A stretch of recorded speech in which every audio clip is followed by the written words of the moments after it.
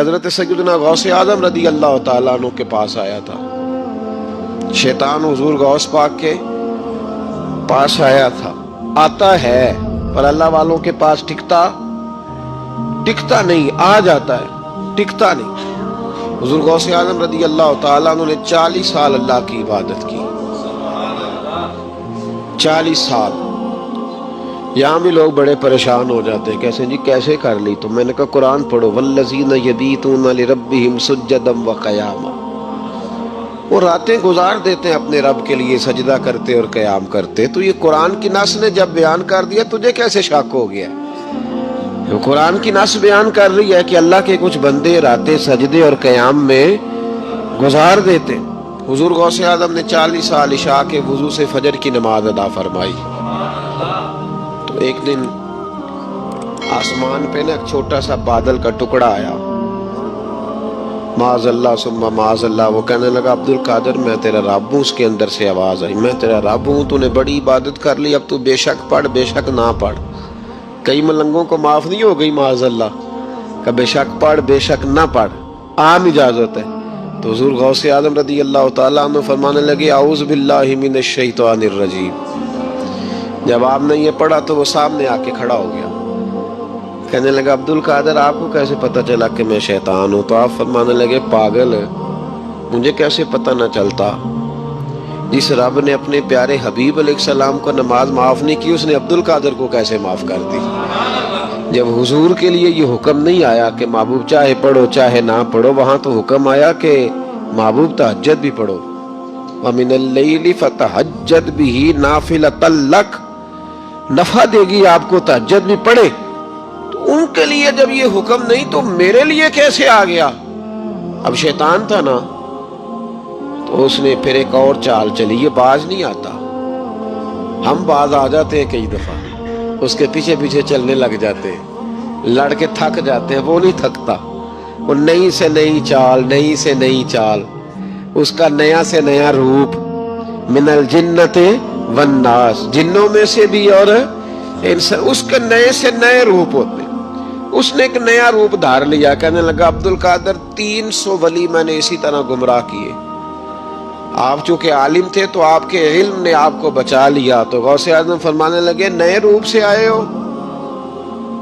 کہنے لگا 300 میں نے گمراہ کیے، یہ تو آپ عالم تھے تو بچ گئے، آپ جانتے تھے تو بچ گئے، میں نے 300 گمراہ کیے. تو حضور غوث اعظم فرمانے لگے پھر گمراہ کرنے لگے ہو نیا روپ دھار کے؟ مجھے میرے علم نے نہیں بچایا، مجھے اللہ کے فضل نے بچایا ہے. کئی عالم بھی تو گمراہ ہو جاتے ہیں نا. مجھے میرے علم نے نہیں بچایا، مجھے میرے اللہ کے فضل نے بچایا. میرے بھائی، میرے عزیز طریقت کے مسافروں، یاد رکھو، سمجھ لو اس بات کو کہ وسوسہ آتا ہے. وسوسہ، 2 قسم کے مہمان آتے ہیں. 2 قسم کے مہمان. ایک مہمان وہ آتا ہے جو آتا ہے تو بندہ توجہ نہیں کرتا، وہ خود کہتا ہے اس نے نہیں میری طرف توجہ کی، وہ مہمان چلا جاتا ہے. پتہ نا آپ کو؟ اور جس کو بندہ اٹھ کے سینے سے لگائے اور اس کے ساتھ گفتگو شروع کر دے، وہ مہمان جاتا ہے تو بیٹھا رہتا ہے، وہ تو نہیں جاتا. وسوسہ آتا ہے، جو تو توجہ نہ کرے اس کا چلا جاتا ہے، اور جو سینے سے لگا لے، سوچنے لگ جائے، غور کرنے لگ جائے، اس کا وسوسہ بیٹھ جاتا ہے، اسی کے پاس رہتا ہے، دوستانہ کر لیتا ہے. کئی دفعہ تو بالکل مکان ہی ساتھ بنا لیتا ہے. ہر وقت کوئی نہ کوئی بات کان میں، ہر وقت کوئی نہ کوئی بات کان میں. کیوں وسوسہ آتا ہے؟ تجھے کیسے آ گیا؟ اس کا یقین کامل ہو، اسے وسوسہ کیسے آئے؟ جس کی توجہ سیدھی ہو اسے وسوسہ نہ چھڑ یار دا بوہا، نہیں تے ہو جاویں گا روگی. جیڑی بکری اجڑوں وچھڑی او بگیاڑا جوگی. یہ تو بھئی تو اگر اندر رہتا، صحبت کے اندر رہتا، چھتری کے نیچے رہتا، تو پھر وسوسہ تجھے کیسے وسوسہ کس طرح تیرے پاس آیا؟ وسوسہ اس کے پاس آتا ہے جو وسوسے کی جانب توجہ کرتا ہے. بہت زیادہ لوگوں کو بدگمانی ہونے لگی ہے، بہت زیادہ وسوسے آنے لگے ہیں، بہت زیادہ خیال ہونے لگا ہے، بہت زیادہ توجہ ہونے لگی ہے. بڑی لوگوں کا معیار اس طرف جائیں، ہر چوتھا آدمی آ کے کہتا ہے برے خیالات آتے. کیوں بھائی برے خیالات آتے ہیں؟ کیسے آ گئے؟ ہمارا تو دل ہی ایک ہے.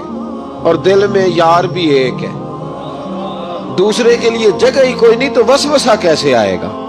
ہم تو اس کے دیدار سے ہی آج تک فارغ نہیں ہوئے تو غیر کی طرف دیکھ کیسے لیا؟ یہ کیسے ہو گیا؟ ممکن کیسے ہوا؟ اپنے آپ کو سمیٹے، ان وسوسوں سے اپنے آپ کو بچائیں، ان پر قطعی طور پر کوئی توجہ نہ دے، اور اگر کبھی آ بھی جائے تو میں نے کہا کہ اس کو سینے سے لگانے کی ضرورت، اس کو جھٹک دے، بات ختم ہو گئی۔ آ جاتا ہے وسوسہ، بڑوں کو آ جاتا ہے، وسوسے آیا کرتے ہیں، آیا ضرور کرتے ہیں، لیکن جو لوگ قابل ہوتے ہیں، جن کا ایمان مضبوط ہوتا ہے، جن کا تیقن مضبوط ہوتا ہے، ان لوگوں کے پاس وسوسے ہمیشہ رہتے نہیں۔ ایک اہم بات اصلاح کی جو سمجھنی بڑی ضروری ہے، آپ کے لیے بڑی ضروری ہے۔ آپ نے یہ غور کرنا ہے کہ وسوسہ آتا کہاں سے ہے۔ کوئی نہیں سمجھ آئی آپ کو میری بات کی؟